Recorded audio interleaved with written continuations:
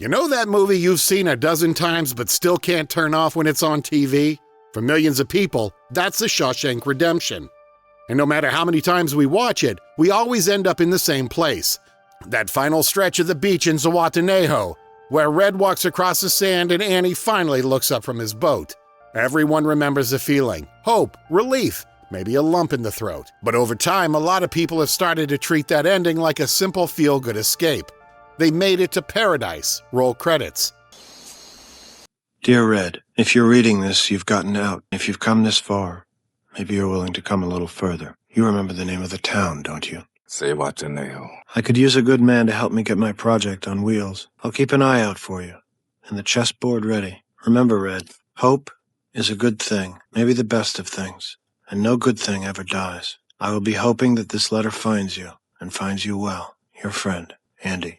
Today, let's rewind the tape and look a little closer, because Zihuatanejo is not just a postcard ending.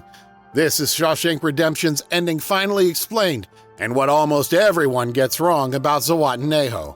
Let's start with the most popular misunderstanding. For a lot of viewers, Zihuatanejo became shorthand for movie paradise. You hear people say it's a happy ending where they run off to some perfect beach and everything's fine. But Shawshank is not that kind of movie, never was. Get busy living or get busy dying. That's goddamn right.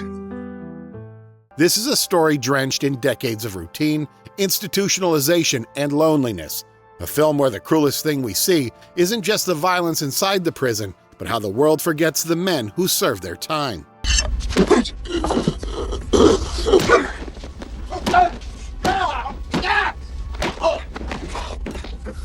Where'd he go? When Red and Andy first meet again on that beach, the film doesn't suddenly become a fantasy. Zihuatanejo is the payoff to a promise made long before the ocean ever shows up. A promise about hope, memory, and the terrifying idea of what happens when you're finally free. Listen to the way Andy first talks about Zihuatanejo. I'll tell you where I'd go. Zihuatanejo. Say what? Zihuatanejo. It's in Mexico. A little place on the Pacific Ocean. You know what the Mexicans say about the Pacific? No. They say it has no memory. That's where I want to live the rest of my life. That line, no memory, is the key everyone skips past. When we were kids watching this on cable, Zihuatanejo just sounded like the ultimate getaway. Blue water, warm sun, a boat you can fix up and take out as far as you want. But the line tells us that Zihuatanejo isn't about luxury or escape, it's about amnesia. Andy wants the ocean that forgets, not because he wants pleasure, but because he wants to be erased from everything that came before. I was in the path of the tornado.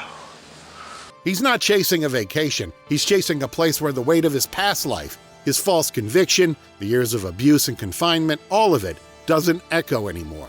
Zihuatanejo is a dream of being unremembered by pain.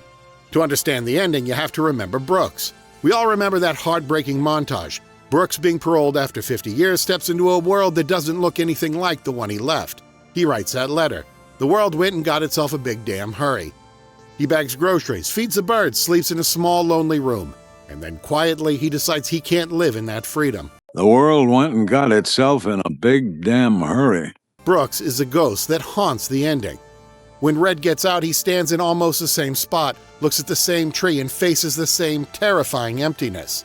I gotta live with that. Rehabilitated. It's just a bullshit word. So you go on and stamp your form, Sonny, and stop wasting my time. Because to tell you the truth, I don't give it. Zihuatanejo isn't just Andy's dream, it's Red's lifeline.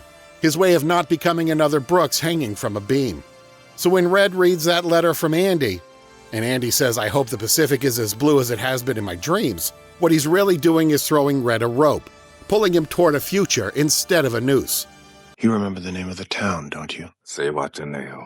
I could use a good man to help me get my project on wheels. I'll keep an eye out for you, and the chessboard ready. Remember, Red, hope is a good thing, maybe the best of things. There's a moment that quietly changes everything. Red in the field, walking toward the big oak tree near Buxton. Andy could have just sailed off and never looked back, but instead, he leaves Red directions, money, and something more important, a purpose. In that letter, Andy writes about hope in a way that almost sounds naive, but for Red, hope is dangerous. He even said it himself, hope is a dangerous thing. Hope can drive a man insane. A dangerous thing. Better get used to that idea. Like Brooks did? This is what everybody forgets when talking about Zihuatanejo as some simple happy ending. Getting there isn't about a plane ticket or a bus ride. It's about Red reversing the very philosophy that kept him alive inside. He has to unlearn his own survival tactics. All I do anymore is think of ways to break my parole, so maybe they'd send me back. When he decides to break parole and steps onto that bus to Mexico, he isn't just traveling to Andy. He's choosing hope over fear for the first time in his life. Zihuatanejo is the physical destination, but the real ending happened the moment Red said, "I guess I just missed my friend," and decided to follow that feeling instead of the rules. I guess I just missed my friend. Now we get to the part that sparked debates in late-night dorm rooms and early internet forums.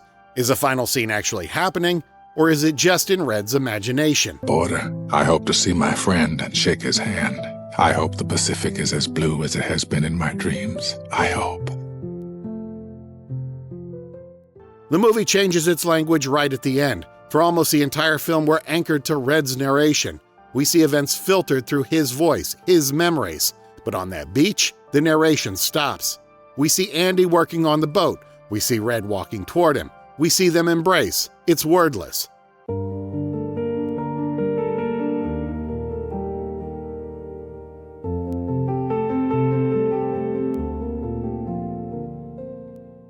Some fans argue that the silence and dreamlike quality means this is Red's fantasy as he rides the bus, a perfect ending he pictures but never reaches. Others point out that Frank Darabont shot and kept that reunion scene to give the audience emotional closure. Indeed, in a sense, by extension, the perfect ending for the movie. So that's the way I wrote. Audiences absolutely thought that this was going to be a very bleak experience, that it was a prison movie. So which is it? The beautiful part is, the film works both ways. If you see it as real, it's the culmination of everything they fought through, a promise kept. If you see it as Red's imagined future, then the true ending is that hopeful bus ride with an old man who finally chooses life instead of despair. Either way, Zihuatanejo isn't just a nice beach, it's the shape we give hope when our whole life has been lived in a cage. For a lot of us who grew up with Shawshank Redemption always on TV in the background, the ending became a kind of comfort food.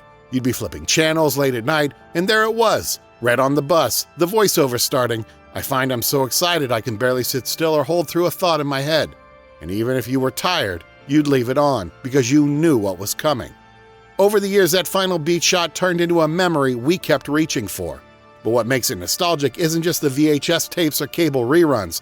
It's that the ending of Shawshank taps into something we never really outgrow. The hope that it's not too late to start over.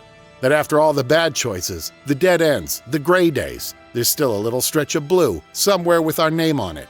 The beach feels so real to us because it's built out of our own longing for a fresh start. So what does everyone actually get wrong about Zihuatanejo? It's not that they made it into some flawless paradise and lived happily ever after. Life in Zihuatanejo would still have been struggle. Money could run short, the boat could break down, storms could come. They're two middle-aged ex-cons in a foreign country, not lottery winners. The real mistake is thinking Zihuatanejo is the point. The point is a journey from despair to belief, from hope can drive a man insane to I hope to see my friend and shake his hand. Zihuatanejo is just the image that carries that journey. The ending isn't telling us if you're good, you'll get a beach. It's whispering something quieter.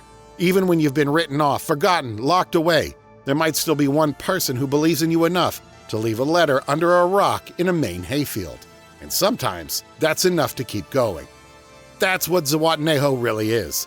Not a place on the map, but the moment when hope becomes heavier than fear. Every time we go back to the Shawshank Redemption, we're not just rewatching a movie, we're revisiting a feeling. And maybe now, knowing what Zihuatanejo really represents, that ending hits a little different. It's not perfect happily ever after, it's something more fragile, and somehow more honest. Two men who spent a lifetime behind bars, daring to believe that the rest of their story hasn't been written yet. If this movie was part of your childhood, or those late-night channel surfing years, tell me where you first saw Shawshank. Was it on TV? On VHS? Did you watch it halfway through and stay just to see the last scene? Drop your memories in the comments. I'd love to hear your first time watching stories. And if you enjoyed this trip back to Shawshank, don't forget to like, subscribe, and ring the bell for more deep dives into the movies we can't stop rewinding.